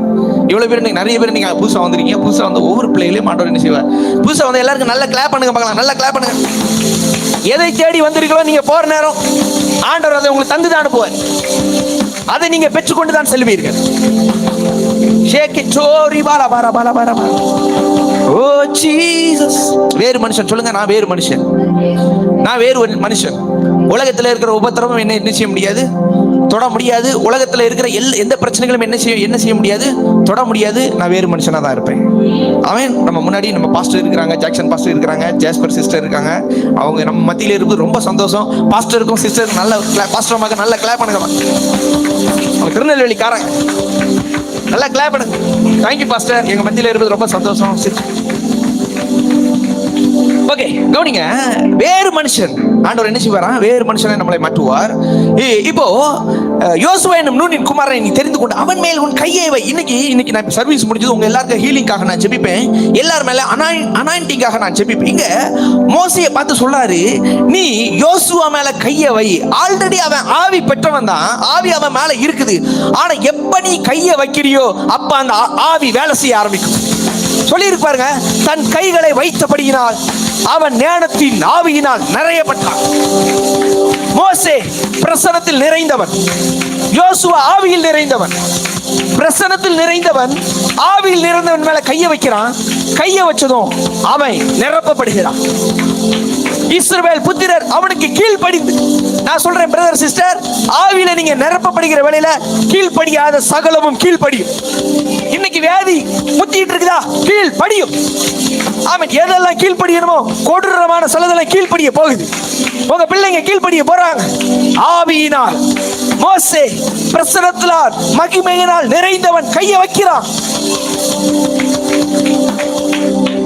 மோசே தெரியும்ல, 40 நாள் ஆண்டோடைய பிரசன்னத்திலே உட்கார்ந்து கிடந்த ஆண்டோடைய முகத்தை பார்த்தவன், ஆண்டோடைய பிரசன்னத்தை அனுபவித்தவன். இப்போ அவன் டைரக்டா என்கவுண்டர். யாரு? மோசே டைரக்ட் என்கவுண்டர் சீனாய் மலையில தேவனோட. ஆனா இவனுக்கு டைரக்ட் என்கவுண்டர் கிடையாது. இவனுக்கு என்ன என்கவுண்டர்? இவன் ஆசரிப்பு கூடாரத்துல உட்கார்ந்து தேவனேன்னு சொல்லி உட்கார்ந்து பிரசன்னத்துல இவன் ஆவியில நிரம்பி இருக்கா. தலைவர் என்ன மகிமையில நிரம்பி இருக்கிறார். ரெண்டுதான் வித்தியாசம். அவர் மகிமை, இவர் ஆவி. இப்போ மகிமையில் நிறைஞ்சவன். நீங்க இம்பார்ட்டேஷன் நம்புறீங்களா? இம்பார்ட்டேஷன் என்னன்னா, ஒரு ஊழியர் நம்ம தலையில வந்து கை வைக்கிற வேளையில நமக்கு எப்பேற்பட்ட பிரச்சனையா இருந்தாலும் அது மாறுங்கிறத நீங்க நம்புறீங்களா? அதுதான் இங்க நடக்குது பாருங்க. கைய வச்சதும் இது வரைக்கும் இவன் மேல ஆவிதான் இருக்குது. இப்ப அந்த ஆவி அப்படியே மாறுது. இது ஞானத்தின் ஆவி. ஞானத்தின் ஆவியின் பட்டிருப்பான். ஞானத்தின் ஆவியினால் நிறையப்பட்ட எல்லாம் கீழ்ப்படி. இன்னைக்கு உங்க வீட்டுக்காரரு குடிச்சிட்டு பிரச்சனை பண்றாரா, ஞானத்தின் ஆவி வர்ற வேளையில கீழ்ப்படியும். எல்லாரும் கீழ்படிறாங்க. ஷாக்கா சாரா வாலா வாலா. பாருங்க, ஆரம்பத்துல இருந்தே ஆவியானவருடைய செயலை பாருங்க. பூமி ஒழுங்கின்மையும் வெறுமையுமா இருக்கு. பிசாசு அடிக்கடி நான் சொல்லுவேன், பிசாசு கிராஸ் பண்ணி போயிருச்சுன்னா, நம்ம லைஃப்ல எங்கேயோ கிராஸ் பண்ணி போயிருக்கான் அப்படின்னா பார்த்தே கண்டுபிடிச்சிடலாம். வியாதியில என்ன செஞ்சிடும்? ஆரம்பிக்கும். வியாதியில ஆரம்பிச்சு கடைசியில எங்க வந்துடும்? கிரானிக் பேஷண்டா, இதுக்கு மேல ஆப்ஷன் இல்லைங்கிற இடத்துல வந்து நிற்கும். ஆனாலும் தேவன் என்ன செஞ்சிருவார்? மீட்டு கொண்டு வந்து. இங்க அதாவது நடக்குது பாருங்க. பூமியில் ஒழுங்கின்மை வெறுமையுமா இருந்தது, ஆழத்தின் மேல் இருள் இருந்தது. இப்போ பூமி உண்டாக்குற வேளையில ஆரம்பத்துல யார் இருக்குது பாருங்க? தேவ ஆவியானவர் ஜலத்தின் மேல் ஆசைவாடி கொண்டிருக்கிறார். ஆரம்பத்துல இருந்தவர் இன்னைக்கு ஆரம்பத்துல உங்க வாழ்க்கையில இருக்கிறார். பூமியை படைக்கிற வேளையில ஆவியானவர் அங்க இருக்கிறார். பூமியை படைக்கிற வேளையில இருந்தாரா? அப்ப என் வாழ்க்கையில இருக்கிறார், நிச்சயம் இருப்பார். நம்புங்க, இருக்கிறாரு, இருக்கிறார். அப்போ எது போடுமா அது போய் தான் ஆகணும். ஆழத்தின் மேல இருள் இருக்குது. தேவ ஆவியானவர் ஜலத்தின் மேல் அசைவாடி கொண்டு இருக்கிறாரு. ஆவியானவர் இருக்கிற இடத்துல இருட்டு இருக்கலாமா? இருக்கக்கூடாது. ஆவியானவர் இருக்கிற இடத்துல இருட்டு என்ன செய்யக்கூடாது? இருக்கக்கூடாது. அப்ப இருட்டு மாறிதானே ஆகணும். அப்ப உடனே சொல்றாரு, வாயை திறந்து சொல்றாரு, வெளிச்சம் உண்டாக. இன்னைக்கு பேசுங்க பேசுங்க. வியாதி வெளியே போ. வாயை திறந்து பேசுங்க. வியாதி வெளியே போ. பிரச்சனை வெளியே போ. என் குடும்பத்துல இருக்கிற பிரச்சனை வெளியே போ. பேசுறா பேச. ஆவி வந்துருச்சுன்னா பேச ஆரம்பிங்க. சிஸ்டர் பேசுங்க பேசுங்க. என் சரீரத்துல இருக்கிற வியாதி வெளியே போகட்டும். என் குடும்பத்துல இருக்கிற பிரச்சனைகள் வெளியே போகட்டும். வியாதி சொல்றாரு, வெளிச்சம் உண்டாக கடவுது. வெளிச்சம் இப்ப சொல்றாரு, எல்லாம் நல்லது என்று கண்டே. ஆவியானவர் வந்திருக்கிறாரு. இருட்டு வெளிச்சமா மாறிடுச்சு. இப்ப சொல்றாரு, எல்லாம் நல்லது, எல்லாம் நல்லது. என் பிள்ளை நல்லா இருக்குது, என் குடும்பம் நல்லா இருக்குது, என் சூழ்நிலை நல்லா, எல்லாம் நல்லது நல்லது நல்லது நல்லது. இப்ப பாருங்க, முதல்ல சொன்னேன் ஆவியானவர் ஆரம்பத்தில் இருக்காரு. இப்ப மனுஷனை படைச்ச உடனே உங்களுக்குள்ள ஒரு சோசம் ஓடுது பாருங்க. ஒரு சோசம் ஓடுதா? இந்த சோசம் யார் தெரியுமா? ஆவியானவர். இந்த சோசம் யார் தெரியுமா? யாரு? இயேசு கிடையாது, பிதா கிடையாது. இந்த சோசம் யார் தெரியுமா? ஆவியானவர். தேவனாகிய கர்த்தர் மனுஷனை பூமியின் மண்ணினாலே உருவாக்கி ஜீவ சுவாசத்தை அவன் நாசியில் ஊதினார். இப்போ ஆதாம ஒரு பொம்மை மாதிரி படுக்க வச்சிருக்கிறார். மண் எடுத்து உருவாக்கி ஒரு பொம்மை மாதிரி படுக்க வச்சிருக்கிறார். படுக்க வச்சதும் சுவாசத்தை ஊதுறாரு. உடனே ஆவியானோட சுவாசம் உள்ள வந்து மனுஷன் ஜீவ ஆத்மா, ஜீவ ஆத்மா, ஜீவன். அப்ப இன்னைக்கு சாவு வெளியே போகுது, மரணம் வெளியே போகுது. இது சாதாரண ஆத்மா கிடையாது, ஜீவ ஆத்மா. ஊதுன உடனே மண்ணு மனுஷனா மாறிடுச்சு. மண்ணுக்குள்ள ஜீவன் வந்துருச்சு. இப்ப சொல்றேன், உங்க மேல ஆவியானோட அனாயிண்டிங் ஐ ப்ளோ ஃபயர். இயேசு அன்னைக்கு சீசர் மேல ஊதி பெற்றுக்கொள்கின்றார். ஊதுறதுல ஒரு பயங்கரமான ஒரு அனாயிண்டிங் இருக்கு. இப்படிதான் ஒரு ஸ்பிரிச்சுவல் ஃபாதரை பார்க்க போனேன். அவர் என் மேல ஒரு ஊதுனாரு. அப்படியே விழுந்தேன். ஒரு 2-3 மணி நேரத்துக்கு எந்திக்கவே இல்லை. 1 வருஷம் அந்த தாக்கம் எனக்குள்ள இருந்துச்சு. ஆமா, இன்னைக்கு உங்க மேல இன்னைக்கு அந்த ஆவியானவருடைய வல்லமை வரப்போகிறது. ஆமா, இன்னைக்கு அந்த வல்லமை நீங்கள் அனுபவிக்க போகிறீர்கள். ஆமா, இன்னைக்கு நான் ஜீவ ஆத்மா ஆக போறேன். நல்லா குடிச்சுக்கோங்க. சுவாசமே ஆவியானவர்னா எப்படி எனக்குள்ள வியாதி இருக்க முடியும்? எப்படி இருக்க முடியும்? இந்த ரத்தமே தேவன்னா ரத்தமே இயேசுதானா? இயேசுவின் ரத்தம் தான் நமக்குள்ள ஓடிட்டு இருக்குது. டிஎன்ஏ நல்லா குடிச்சுக்கோங்க. உங்க தகப்பனுடைய தாயாருடைய டிஎன்ஏ, அப்பாவுக்கு சுகர் இருந்தா பிள்ளைக்கு சுகர் இருக்குது, அப்பாவுக்கு ஹெச்ஐவி இருந்துச்சுன்னா பிள்ளைக்கு ஹெச்ஐவி இருக்குது. ஆனா ஆண்டவர் என்ன செய்யறாரு? நீங்க குறுக்க வராரு. குறுக்க வந்து அவரு சுவாசமா இருக்கிற வேளையில அப்பாவின் டிஎன்ஏ இப்ப எனக்கு சம்பந்தம் இல்ல, இப்ப தேவன் ஆவியானுடைய டிஎன்ஏ தான் எனக்கு சம்பந்தம். டிஎன்ஏ மாறுது. இன்னைக்கு தேவன் உங்க டிஎன்ஏ மாத்துற, ரத்தம் சம்பந்தப்பட்ட வியாதிகளை மாற்றுகிறார். டிஎன்ஏ நான் ஏன் ஆரோக்கியத்தை சொல்லிட்டு இருக்கேன்? இங்கதான் உங்க குடும்ப ரிலேஷன்ஷிப் இருக்குது. ரிலேஷன்ஷிப் இங்கதான் இருக்குது. மறைகிறது இயேசுவின் நாமத்தில். யோபு 23:33 சொல்லுது பாருங்க. தேவனுடைய ஆவியானவர் என்னை உண்டாக்கினார். நான் இப்ப சொன்னேன் பாத்தீங்களா, சுவாசம் வந்து யாருன்னு சொன்னேன்? ஆவியானவர் சொன்னீங்க, அதான் போட்டிருக்கு பாருங்க. தேவனுடைய ஆவியானவர் என்னை உண்டாக்கினார், சர்வ வல்லவருடைய சுவாசம் எனக்கு உயிரை கொடுத்தது. அப்போ ஆவியானுடைய சுவாசம் செத்து போனவங்க சரீரத்துல உயிரை தருது, செத்து போனவங்க வாழ்க்கையில உயிரை தருது. இன்னைக்கு சொல்றேன், தேவனுடைய ஆவியானவர் என்னை உண்டாக்கினார். உண்டாக்குனது யாரு? நான் இன்னைக்கு ஆவியானவர் இவ்வளவு நேரம் சொல்லிட்டு இருக்கேன். உண்டாக்குனதே யாருன்னு தான் போட்டிருக்குது. ஆவியானவர் தான் உங்களை உண்டாக்குனதே. ஆவியானவர் தான் அவருடைய சுவாசம் எனக்கு இன்னைக்கு செத்து போன எல்லாத்திலும் இருந்து திரும்ப ஒரு ரெசரக்ஷன் பவர், உயிர் தழுதலின் வல்லமை, உயிரை கொடுக்க இப்பவே நடக்குது. உயிர் கொடுத்தது. 1 Corinthians 15:45 சொல்லுது பாருங்க. அந்தபடியே முந்தின மனுஷனாகிய ஆதாம் ஜீவ ஆத்மாவானான். அவன் ஊதி அவனுக்குள்ள என்ன வந்துச்சு? ஜீவ ஆத்மா. யாரு? அதை விட ஒன்று நான் இவ்வளவு நேரம் சொன்னேன், அதே பவர்ஃபுல் சொன்னேன், அப்படித்தானே? ஊதின உடனே ஜீவ ஆத்மா வந்துச்சு, ஜீவ சுவாசம், அதே பவர்ஃபுல் சொன்னேன். இப்ப ஆண்டவர் சொல்றாரு, இயேசு சிலுவையில மரித்த உடனே பிந்தின ஆதாம்னா யாரை போட்டிருக்கு? இயேசுவை போட்டிருக்கு. முந்தின ஆதாம் யாரு? ஆதாம். பிந்தின ஆதாம் யாரு? இயேசு. இப்ப இயேசு உயிர் தழுந்து போன உடனே ஆவியானவர் வந்துட்டாரு பாருங்க. இவருக்கு இன்னொரு பெயர் போட்டிருக்குது, உயிர்ப்பிக்கிற ஆவியானவர். உயிர்ப்பிக்கிற உயிர் இருக்குது. கவலைப்படாதீங்க, நான் சாகல, என் குடும்ப உறவு சாகல, என் சூழ்நிலை சாகல, உயிர் இருக்குது.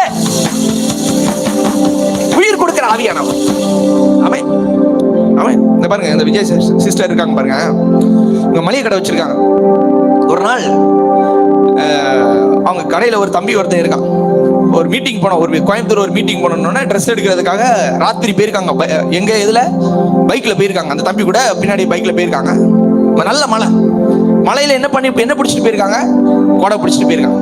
முன்ன பின்ன வண்டி ஏறி ஏதாவது பழக்கம் இருந்தா பரவாயில்ல, முன்ன பின்ன வண்டி ஏறும் தெரியாது. கொடையை பிடிச்சிட்டு போனாங்க.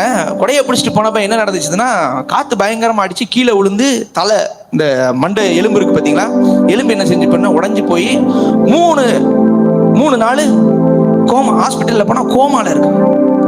ஒண்ணுமே தெரியாது, என்ன நடந்துச்சுன்னு தெரியாது. எங்க போனோம், எங்க கூட்டிட்டு வந்தா, நான் உடனே போயிட்டேன். நான் சர்ச்சில் ஒரு ஜனங்களுக்கு ஒரு பிரச்சனை, அடுத்த நேரம் என்ன செஞ்சிருவேன், ஸ்பாட்ல போயிருவேன். இங்க போய் பாக்குறேன், இந்த கேஎம்சி அந்த ஹாஸ்பிட்டல், இந்த ஹாஸ்பிட்டல்ல செத்த பணத்தை மாதிரி என்ன செஞ்சுட்டு கிடக்காங்க. ஒண்ணுமே இல்லை. கையை எப்படி தூக்கி சும்மா போட்டு பாக்குற, ஒண்ணுமே தரல. அப்புறம் நேரம் அடுத்து இன்னொரு ஹாஸ்பிட்டல் கொண்டு போய், ஆனா எனக்கு ஒரு நம்பிக்கை இருந்துச்சு, செத்த சரீரத்தை உயிரோடு எழுப்ப தேவனால் முடியும் என்று. ஆமென். பாருங்க, நான் பிணியாளிகளை சுகமாக்குதல் அப்படிங்கிற அந்த புக்கை எடுத்து உட்காந்து படிச்சுட்டு இருக்கேன். இவங்க கேட்கிற மாதிரி உட்காந்து படிச்சுட்டு இருக்கேன். நைட்டு சாப்பாடுலாம் வாங்கிட்டு நேரம் அங்கே போயிடுவேன். போய் உட்காந்து பக்கத்தில் உட்காந்து சேர போட்டு சத்தமா படிச்சுட்டு இருக்கிறேன். ஒண்ணுமே இவங்களுக்கு ஒரு நினைவுமே கிடையாது, ஒண்ணுமே கிடையாது. அப்படியே படுத்து கிடக்குறாங்க. நான் ஜோம் பண்ணிட்டு படிச்சுட்டே இருக்கேன். அவங்களுக்கு அது கேட்குது. எனக்கு தெரியும், ஆவி ஆத்மா சரீரத்துல, ஆத்மா செத்து போயிருக்கலாம், சரீரம் செத்து போயிருக்கலாம், ஆவிக்கு மட்டும் என்ன இருக்குது? அது கொடுத்தது யாரு? ஆவியை கொடுத்தது யாரு? தேவன். அதான் தூங்குற நேரம் எதை நீங்க கேட்குறீங்களோ அதுதான் உங்க வாழ்க்கையில வேலை செய்யும். நான் தூங்குற நேரம் நிறைய வார்த்தைகள் கேட்பேன், நிறைய அந்நிய பாஷை ஓடிட்டே இருக்கும். தூங்குற நேரம் ஏதோ ஒண்ணு நான் கேட்டுட்டே இருப்பேன். நீங்க தூங்கலாம், ஆத்மா தூங்கும், ஆத்மா தூங்கும், சரீரம் தூங்கும், ஆவி என்ன செய்யாது? அது ஆவியை தந்தது யாரு? உங்களுக்கு புரியுற மாதிரி சொல்லணும்னா, ஆவி, ஆத்மா, சரீரம். இந்த ஆவி இருக்கு பாத்தீங்களா, உங்களுக்கு தேவையான 1 கோடி எங்க இருக்கு தெரியுமா? ஆவியில தான். உங்களுக்கு தேவையான சகல ஆரோக்கியம் எங்க இருக்கு தெரியுமா? ஆவியில தான். இப்ப ரொம்ப ஈஸி. சரீரத்துல வியாதி இருக்கு, சரீரத்துல வியாதி வந்துச்சுன்னா ஆத்மால என்ன செஞ்சிடும்? கவலை வந்துடும். கவலை, அவ்வளவுதான். இங்க வியாதி வந்தாலும் பிரச்சனை தான். ஆனா இது மட்டும் தலைவர் கல்லு மாதிரி இருப்பார். இவர் அசைக்கவே முடியாது. யாரு இவரு? ஆவியானவர். ஆவினா யாரு? ஆவிதான், ஆவியானவர். நம்ம சரீரம் அப்படி மூணா இருக்குது. நம்ம எப்படி பிதா குமாரன் பரிசுத்த ஆவியானவர்ங்கிறோமோ அந்த மாதிரி மூணா. அப்போ எப்ப நீங்க ஆவியில இணைய இணைய இது எப்பேற்பட்ட மரணத்துக்கு ஏதுவான வேதியா இருந்தாலும் மாறிடும். சிஸ்டர் ரொம்ப ஈஸி, சிஸ்டர் ரொம்ப ஈஸி. கோமால படுத்து கிடக்குறாங்க. நான் அந்த புக்கை உட்காந்து படிச்சுட்டே இருக்கிறேன். எத்தனாவது நாள் வீட்டுக்கு வந்திருப்பாங்கன்னு நினைக்கீங்க? கோமால இருக்கிறேன். எத்தனாவது நாள் டிஸ்சார்ஜ் ஆயிருப்பாங்கன்னு நினைக்கீங்க? 3வது நாள்ல வீட்டுக்கு வந்தாச்சு. வீட்டுக்கு கூட்டிட்டு வந்தாச்சு. 3வது நாள் ஆட்டோ பிடிச்சு கூட்டிட்டு வரல, என் பைக்ல கூட்டிட்டு வந்தேன். எப்படி ஆண்டவர் அற்புதம் செஞ்சிருக்கிறாரு. ஆட்டோ பிடிச்சா கார் பிடிச்சா கூட்டிட்டு வரல, பைக்ல தான் கூட்டிட்டு வந்தேன். தேவன் செய்த அற்புதம். செத்த சரீரத்தை உயிரோடு எழுப்பக்கூடிய தேவ வல்லமை. பிந்தின ஆதாம் உயிர்ப்பிக்கிற ஆவியானவர். அவர்களுக்கு செய்த தேவன் உங்களுக்கே செய்ய மாட்டார். உயிர்ப்பிக்கிற ஆவியன். எவ்வளவு சாட்சி, எவ்வளவு சொல்லலாம். அவ்வளவு சாட்சிகள் இந்த ஊழியத்துல. கேன்சர், அவ்வளவு கேன்சர்கள் மறைஞ்சிருக்கு, அவ்வளவு கட்டிகள் கரைஞ்சிருக்கு. இந்த பையன் இருக்க பாருங்க, சபீன் இருக்கான் பாருங்க. சபீனோட அம்மா ஒரு லைவ்ல காலில் ஒரு கட்டி லைவ்ல பிரேயர்ல அட்டன் பண்ணிட்டு இருக்காங்க. கையை வச்சு இயேசு நாமத்துல கட்டி சுகம். அப்பதான் நான் கட்டி கரையட்டும்னு சொல்லி ஜெபம் பண்ணிட்டு இருக்கேன். கையை வச்சுட்டு கையை எடுத்து பார்த்தா கட்டியை காணல. கட்டி கரைஞ்சு போச்சு. கட்டி இல்ல. ஆமாவா? உண்மையா? சாட்சி இருக்கு. எவ்வளவு சாட்சி, ஆயிரம் சொல்லலாம். கட்டி கரைஞ்சது, கேன்சர் மாறினது, மென்டலி பிசிக்கலி எவ்ரிதிங். எவ்வளவு பிரச்சனை, குடும்ப உறவுல பிரச்சனை இருந்தது.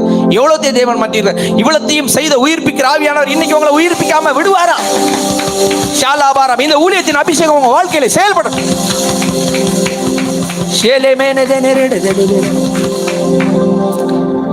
இந்த சங்கீதம் 93 சொல்லி பாருங்க. இந்த ஆவியானவர் இல்லைன்னா நம்ம டஸ்ட். அப்படிதான் இங்கிலீஷ்ல போட்டு பாருங்க, you turn man back to dust.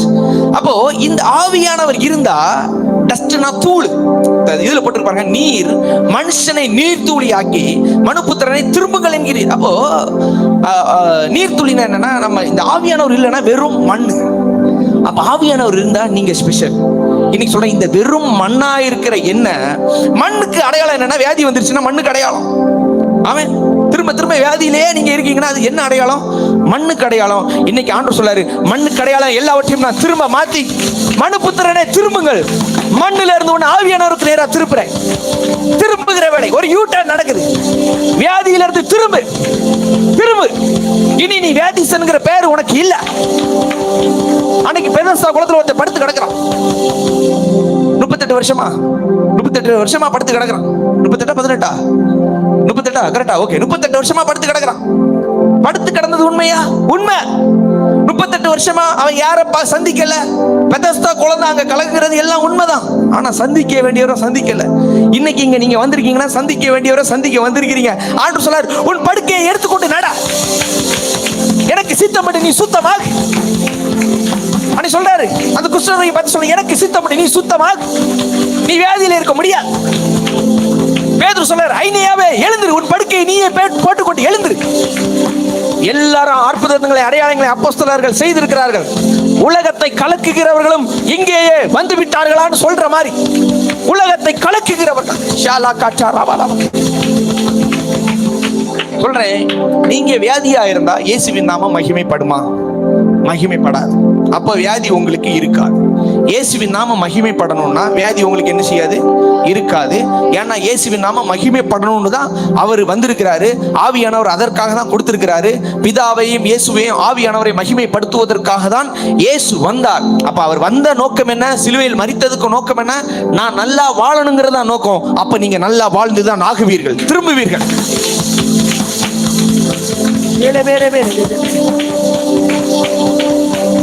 இப்போ முதல்ல சொன்னேன், ஆதியில உருவாக்குற நேரம் ஆவியானவர் இருந்தாரு. அப்புறம் ஆதாம படைச்சி ஜீவ சுவாசத்தை கொடுக்கிற நேரம் ஆவியானவர் தான் ஜீவ சுவாசத்தை கொடுத்தாரு. அதுக்கப்புறம் ஜனங்களுக்கு நியாய பிரமாணத்தை கொடுத்து ஜனங்களை ஆண்டவர் திருப்பினது யாருன்னு பாத்தீங்கன்னா அதுவும் ஆவியானவர் தான். லூக்கா 24 போட்டிருக்கு பாருங்க, மோசையின் நியாய பிரமாணம், தீர்க்க தரிசன ஆகமங்கள், சங்கீதங்கள் என்னை குறித்து எழுதி இருக்கிறபடி. அப்போ அங்க ஒவ்வொரு காலத்திலையும் ஆண்டவர் நம்மளை திருப்பி இவன் கொடூரமா 400 வருஷம் எகிப்தில இருந்து கொடூர நாளா மாறிட்டாங்க. அப்போ அவங்களை திருப்புறதுக்காக நியாய பிரமாணம், தீர்க்க தரிசிகளின் புத்தகங்களும் சங்கீதங்களும் இதெல்லாம் இதெல்லாம் கொடுத்து நம்மளை திருப்பினது யார் தான்? ஒவ்வொரு சூழ்நிலையும் அப்படி ஆவியானுடைய ஆளுகை வந்துட்டே இருக்குது. இப்ப பாருங்க, மத்தேயு 1:18 சொல்லி இருக்கு பாருங்க, அவள் பரிசுத்த ஆவியினால் கர்ப்பவதியானாள். அப்போ மரியாள் கர்ப்பவதியானது யாரால? மரியாளுக்குள்ள இருந்த வித்து யாரு? ஆவியானோட வித்து. இயேசு பிறக்கிறதுக்கு காரணம் யாரு? அந்த வித்து யாரு? சீடு யாரு? ஆவியானோட சீடு. அதான் போட்டுருக்கு பாருங்க, அவள் பரிசுத்த ஆவியினால் கர்ப்பவதியானாள். அப்போ இவ்வளவு அங்கிருந்து வரிசையா ஆரம்பிக்க இங்க வர ஆவியானவர் வந்துட்டே இருக்கிறாரு. இப்போ இயேசுவை கர்ப்பம் தரிக்க காரணமானதே யாருதான்? ஆவியானவர். இதோ நீ கர்ப்பவதியாகி ஒரு குமாரனை பெறுவாய், அவருக்கு இயேசு என்று பெயரிடுவாய், அவர் பெரியவராயிருப்பார். அவர் எப்படி இருப்பாரா? பெரியவராயிருப்பார். சொல்லி இருப்பாருங்க, உன்னதமானவருடைய குமாரன் என்னப்படுவார், கர்த்தராகிய தேவன் அவருடைய பிதா தாவீதின் சிங்காசனத்தை அவருக்கு கொடுப்பார். அதற்கு மரியாள் தேவதூதனை நோக்கி, இது எப்படி ஆகும் புருஷனை அறியேன். அவன் கேட்கிறது உண்மைதான். தேவதூதன் வந்து சொல்றாரு, கன்னி வயித்துல குழந்தை பிறக்கும். அவங்க கேட்கறாங்க, நான் புருஷனை அறியலே, எப்படி ஆகும் அப்படின்னு கேட்டப்ப தேவதூதன் அவளுக்கு பிரதியுத்தரமாக, பரிசுத்த ஆவி உன்மேல் வரும், உன்னதமானுடைய பலம் உன்மேல் நிழலிடும். நல்லா குடிச்சுக்கோங்க. நடக்காதது நடக்கணும்னா, உங்க வாழ்க்கையில நடக்காதது நடக்கணும்னா பரிசுத்த ஆவி உன்மேல் வரும், உன்னதமானுடைய பலன் உன்மேல் நிழலிடும். ஆதலால் உன்னிடத்தில் பிறக்கும் பரிசுத்தம் உள்ளது.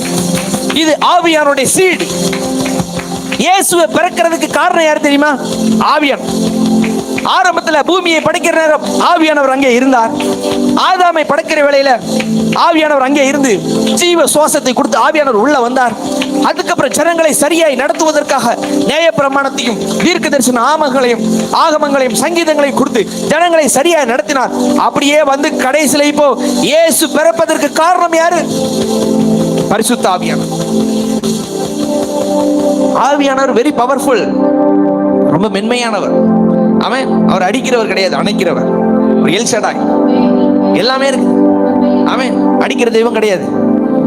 கையில சூல் வச்சிருக்கிற தெய்வம், ஒரு எலுமிச்சை பழத்தை குத்திட்டு சூல் வச்சிட்டு இருக்கிற தெய்வம் கிடையாது. கையில அருவா வச்சிட்டு இருக்கிற தெய்வம் கிடையாது. அந்த மாதிரி தெய்வம் நம்ம தெய்வம். இவருக்கு ஒன்னே ஒண்ணு தெரியும், என் பிள்ளைய நேசிச்சு அவளை உள்ள கொண்டு வர்றதுக்கு மட்டும்தான் அவருக்கு தெரியும். அவருடைய நேசத்தின் அன்புலதான். என் பிரியமே நீ ரூபவதின்னு சொல்றார். உன்னில் பழுது ஒன்றும் இல்லை. பழுத மாத்திட்டு சொல்றாரு, உன்னிடத்தில் பழுது ஒன்றும் இல்லை. இருக்க எல்லா பழுதையும் நான் என்ன செஞ்சிடறேன்? நீக்கி போடுறேன். உன்னிடத்தில் பழுது ஒன்றும் இல்லை. கடைசியில இப்ப ஒன்னே ஒன்று சொல்லிட்டாங்க, மரியாள் சொல்லிட்டாங்க, ஆண்டவருக்கு நான் அடிமைன்னு சொல்லிட்டாங்க. ஒரே ஒரு வார்த்தையில என்ன செஞ்சுட்டாங்க? உன் மேல நிழலிட ஆவியானவர் வந்துருவாரு அப்படின்னு உடனே நான் அடிமை. எப்ப நீங்க ஆண்டவரை நான் இல்ல, எல்லா ஆவியானவரை நீங்கன்னு சொல்லிட்டீங்கன்னா நடக்க வேண்டியது நடக்கும். சூப்பர் நேச்சுரல் நடக்கும். இயேசு மேல இருந்த ஆவியானவர், ஏசாயா 51:1 இயேசுவின் மேல இருந்த ஆவியானவர் பற்றி சொல்லியிருப்பாருங்க. கர்த்தருடைய தேவனுடைய ஆவியானவர் என் மேல் இருக்கிறார், சிறுமைப்பட்டவர்களுக்கு சுவிசேஷத்தை அறிவிக்க கர்த்தர் என்னை அபிஷேகம் பண்ணினார். சிறுமைப்பட்டவர்கள் என்னன்னா, எல்லா சிறுமையும் இருக்கும். இதுல வியாதியும் இருக்கும், பொருளாதார சிறுமையும் இருக்கும். இருதயம் நொறுங்குண்டவர்களை காயம் கட்டுதலையும் சிறைப்பட்டவர்களை விடுதலையாக்கும், கட்டுண்டவர்களை கட்டவிழ்த்தலையும் கூறவும். இதுக்கெல்லாம் தான் ஆண்டவர் என்ன அபிஷேகம் பண்ணி இருக்கிறார்னா, அப்ப என் வாழ்க்கையில இனி காயமோ நொறுங்குதலோ சிறுமையோ சிறைப்படுதலோ கட்டுண்டு நான் இருக்க மாட்டேன். எல்லாத்தையும் தேவன் இந்த நாள்ல தேவன் எல்லாவற்றையும் மாற்றுகிறார். எபிரேயர் 9:11 சொல்லி பாருங்க, நித்திய ஆவியினாலே தம்மை தாமே பழுதற்ற பலியாக தேவனுக்கு ஒப்பு கொடுத்த கிறிஸ்துவின் ரத்தம் ஜீவன் உள்ள தேவனுக்கு ஊழியம் செய்கிறதுக்கு உங்கள் மனசாட்சியை நித்திய ஆவியினாலே, என்ன ஆவிது? நித்திய ஆவியினாலே தம்மை தாமே பழுதற்ற பலியாக, இயேசுவை நித்திய ஆவியினால அந்த பலியிடுறதுக்கு, இப்ப இயேசு பிறந்து இப்ப பலியாகிறதுக்கு அதுக்கெல்லாம் ஒப்பு கொடுக்கறதுக்கு எல்லாத்துக்குமே யார் தான் இருக்கிறது? நித்திய ஆவியானவர். இப்ப சொல்றாரு, அந்த நித்திய ஆவியானவர் இருக்கிறாரு. உங்க வாழ்க்கையில இருக்கிற செத்த கிரியைகள் எல்லாவற்றையும் சுத்திகரிக்கிறது. எவ்வளவு நிச்சயம்னு போட்டிருக்கு, நிச்சயமா அது சுத்திகரிக்கப்பட்டுதான் ஆகும், மாறிதான் ஆகும். நித்திய ஆவியினாலே இயேசுவை ஒப்பு கொடுத்த ஆவியானவர் செத்த கிரியைகள் எதுனாலும் செத்த கிரியைகள் இன்னைக்கு உங்க வாழ்க்கையை விட்டு மாறட்டும். இயேசு ரோமர் 8:11 சொல்லுது பாருங்க, இயேசுவை மரித்தோரிலிருந்து எழுப்பினவருடைய ஆவி உங்களில் வாசமாயிருந்தால் கிறிஸ்துவை மரித்தோரிலிருந்து எழுப்பினவர் உங்களில் வாசமாயிருக்கிற தம்முடைய ஆவியினாலே சாவுக்கு ஏதுவான உங்கள் சரீரங்களை, பாருங்க இந்த வசனத்துக்காக நான் எதிர்பார்த்துட்டு இருந்தேன் பாருங்க, ஆவியானவர் சாவுக்கு ஏதுவான உங்கள் சரீரங்களை உயிர்ப்பிக்கிறார். 100 வயசு 120 வயசு சாவுக்கு ஏதுவான சரீரம் உயிர்ப்பிக்கிறார்னா 30 வயசு உயிர்ப்பிக்கிறார்னா இளமை கழுகுக்கு சமானமே உங்கள் வயது திரும்ப வாழ வயதாய். அது என்ன போட்டிருக்குது? இயேசுவை மரித்தோரில் இருந்து எழுப்பி. இப்ப சொன்ன இயேசு மரிக்கிறதுக்கு அங்க உதவி செஞ்சது யாரு? இயேசு பிறக்கிறதுக்கு காரணம் யாரு? ஆவியானவர். இப்ப இயேசு மரிக்கிறதுக்கு காரணம் யாரு? அங்கேயும் ஆவியானவர் தான் இருந்து எல்லாம் பண்ணிட்டு இருக்கிறாரு. இப்ப இயேசு உயிரோட எழுப்பினது யாரு? எவ்வளவு பெரிய ஆவியானவர்! அந்த ஆவியானவர் கருத்தை தட்டுங்க. இயேசுவை மரித்தோரில் இருந்து எழுப்பின ஆவியானவர், மரித்தோரிலிருந்து எழுப்பின ஆவியானவர். அப்ப உங்களை பார்த்து சொல்றேன், மரணத்தில் இருந்து உங்களை திரும்ப எழுப்புகிறார். இப்போ இந்த வசனம் எப்படி சொல்றது? கிறிஸ்துவை மரித்தோரிலிருந்து எழுப்பின ஆவியானவர் உங்களிடத்தில் வாசமாயிருந்தால் சாவுக்கு ஏதுவான உங்கள் சரீரம் சாவுக்கு ஏதுவான சரீரம், ஆமாவா இல்லையா? சாவுக்கு ஏதுவான சரீரம் உங்கள் சரீரங்களை உயிர்ப்பிப்பார். திரும்ப திரும்ப உங்க சரீரத்தை உயிர்ப்பிச்சுட்டே இருக்கலாம். ஆமென். நீங்க சாகணும்னு நினைச்சாதான் சாக முடியும். நீங்க பைபிளை நல்லா படிச்சு பாருங்க.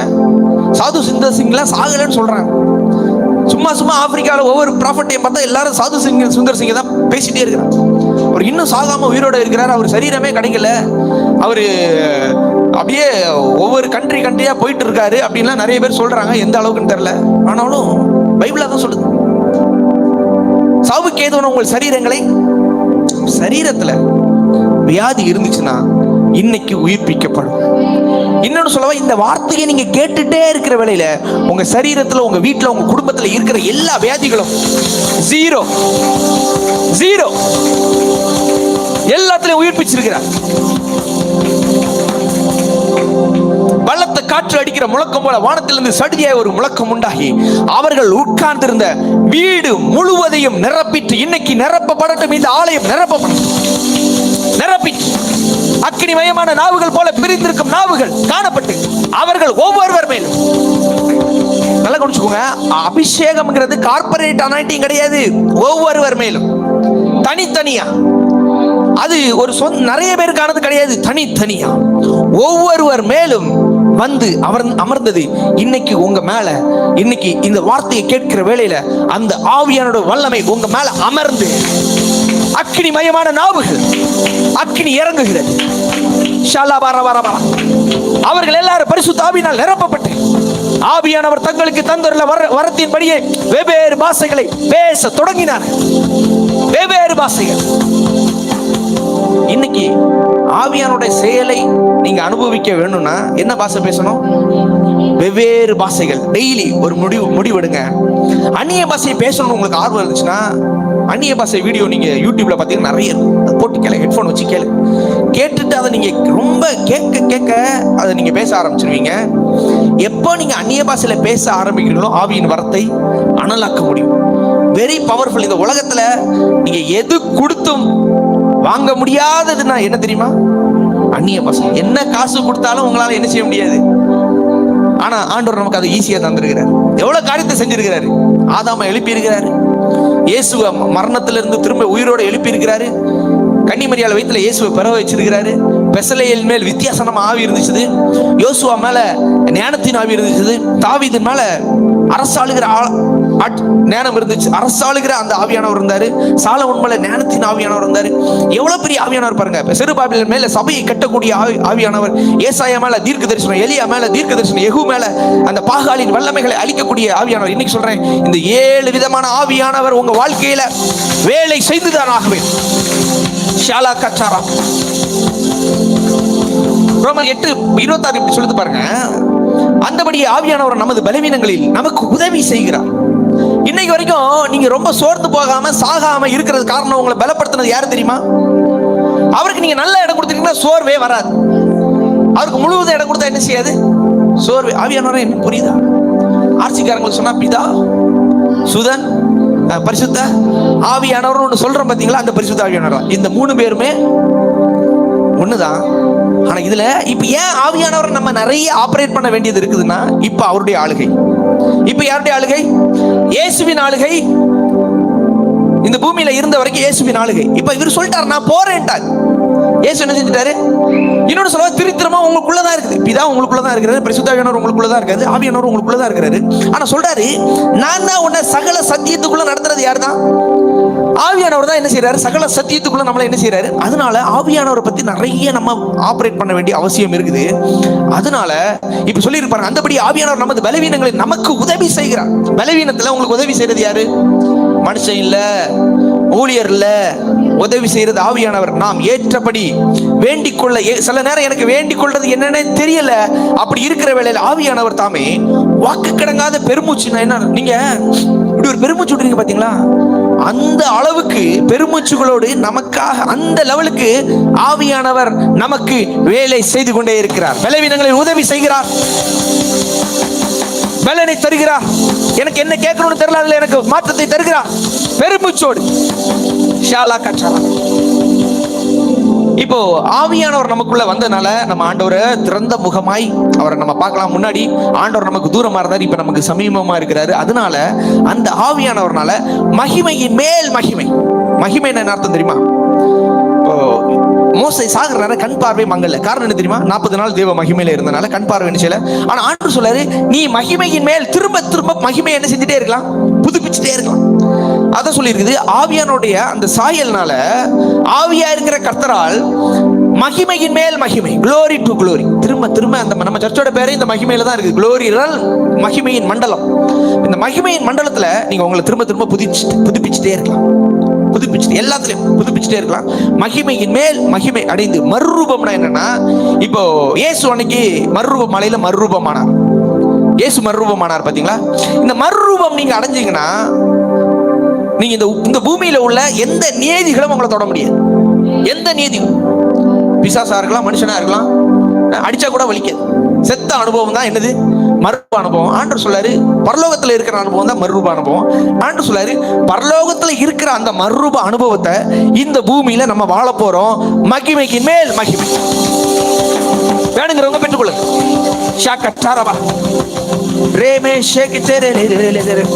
வெள்ளம் போல் சத்துரு வந்தாலும், இப்பவும் சொல்லி இருக்கு, அடுத்து வெள்ளம் போல சத்துரு வந்தாலும் கர்த்தருடைய ஆவியானவர் அவனுக்கு விரோதமாய் கொடியேற்றார். உங்களுக்கு விரோதமா வெள்ளம் போல எவ்வளவு சத்துரு வந்தாலும் ஒரு கொடியை வச்சுட்டு ஆண்டவர் நிக்கிறார். வந்து என் பிள்ளையை தொட்டு பாரு. ஆண்டவர் ஒரு கொடியை வச்சு நிக்கிறார். வந்து என் பிள்ளைய, வெள்ளம் போல சத்துரு வரலாம், மனிதர்களா இருக்கலாம், இல்ல சில நம்முடைய மாம்சமா இருக்கலாம், சில சுயமா இருக்கலாம், எதுவா இருக்கலாம். வெள்ளம் போல சத்துரு வந்தாலும் ஆவியானவர் அவனுக்கு விரோதமாய், அந்த சத்துருக்கு விரோதமாய் கொடியேற்றி நின்று என்னை காப்பாற்றுகிற தேவன் அவர். நீர் உம்முடைய ஆவியை அனுப்பும் பொழுது அவைகள் சிருஷ்டிக்கப்படும். இப்போ சிருஷ்டிக்கிறது எங்க இருக்குன்னா, அதுவும் ஆவியானவர்ட்ட தான் இருக்குது. ஆவியானவர்ட்ட ஒன்னொன்னா சொல்லி சொல்லி சிருஷ்டிக்கணும். ஆவியானவரே, ஹோலி ஸ்பிரிட், நான் இதை சிருஷ்டிக்கிறேன், நான் என் பிள்ளைய சிருஷ்டிக்கிறேன், என் பிள்ளை வாழ்க்கையில ஞானத்தை சிருஷ்டிக்கிறேன், என் பிள்ளை வாழ்க்கையில ஆரோக்கியத்தை சிருஷ்டிக்கிறேன், என் பிள்ளை வாழ்க்கையில நல்ல எதிர்காலத்தை சிருஷ்டிக்கிறேன், என் ஊழியத்துல அநேக ஜனங்களை நான் சிருஷ்டிக்கிறேன். அப்போ நீர் பூமியின் ரூபத்தை புதிதாக்குகிறீர். ஆவியானவரை நீங்க யூஸ் பண்ணி பூமியையே புதிதாக்க முடியும். உங்க வீடை ஏன் புதிதாக்க முடியாது? உங்க சரீரத்தை ஏன் புதிதாக்க முடியாது? உங்க சூழ்நிலைகளை ஏன் புதிதாக்க முடியாது? நீர் உம்முடைய ஆவியை அனுப்பும் பொழுது, ஆல்ரெடி அனுப்பி இருக்கிறாரு, இப்ப அனுப்புற வேளையில சிருஷ்டிக்கப்படுது, எல்லாம் புதுசா படைக்கப்படுதுன்னு சொல்லுவோம்ல, படைக்கப்படுது. இப்போ உங்களுக்கு எதெல்லாம் வேணுமோ, நான் ஒரு 2 நிமிஷம் அந்நிய பாஷை பேச போறேன், நீங்க அதை படைத்து, நீங்க அதை புதிதாக்கி, இன்னைக்குங்கிறது வெளியே திரும்ப நேரம் நீங்க புதிதாக்கணும். வாயில திறந்து பேசுங்க, ஆண்டவர் புதிதாகட்டும். ஷாக்கா சாரா பலமா பேசுங்க, பேசுங்க, வாயை திறந்து பேசுங்க. ஆரோக்கியமே வா, ஆரோக்கியமே வா, ஆரோக்கியமே வா. சொல்லுங்க சொல்லுங்க, வாயை திறந்து சொல்லுங்க. இது புதிதாக்குகிற நேரம். உங்க வாயை திறந்து பேசுங்க. இனி என் சரீரத்தில் இந்த வியாதி இருக்கா, புதிதாகட்டும். ஆவியை அனுப்பும் பொழுது சிருஷ்டிக்கப்படுகிறது, சிருஷ்டிக்கப்படுகிறது இயேசு நாமத்துல. அப்படியே எழுப்பி நில்லுங்க, எழுப்பி நின்னு சொல்லுங்க பார்க்கலாம். நல்ல கரங்களை தட்டி சொல்லுங்க, எழுப்பி நின்னு.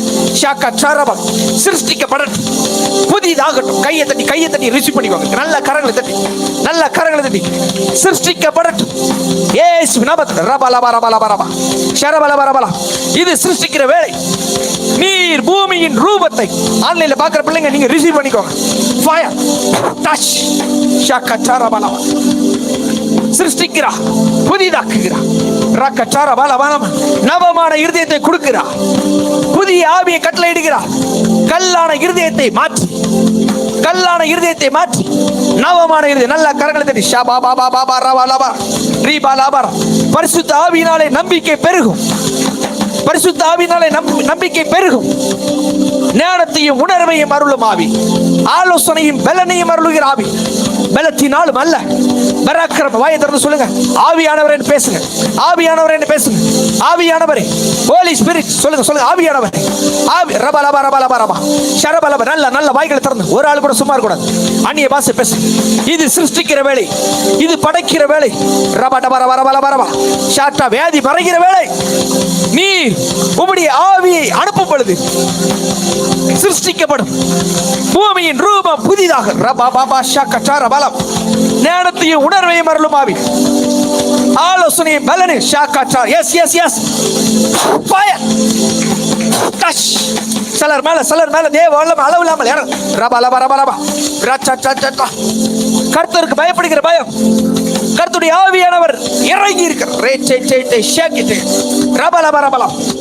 என்னுடைய ஆவியினாலே ஆகும், தேவனுடைய ஆவியினால் ஆகும். தேவனுடைய ஆவி சிருஷ்டிக்கிறது. Yes yes yes yes. அவருடைய ஆவியை அனுப்பி இருக்கிறார். எத்தனை பேர் விசுவாசிக்கிறீங்க? எத்தனை பேர் நம்புறீங்க? அவருடைய ஆவியை அவர் அனுப்பி இருக்கிறார். பூமியின் ரூபத்தை அவர் புதிதாக்கி இருக்கிறார்.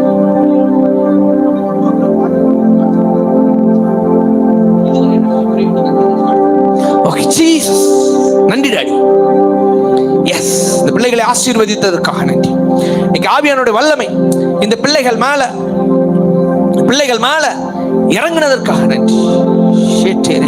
ஆசீர்வதிக்கிறேன்.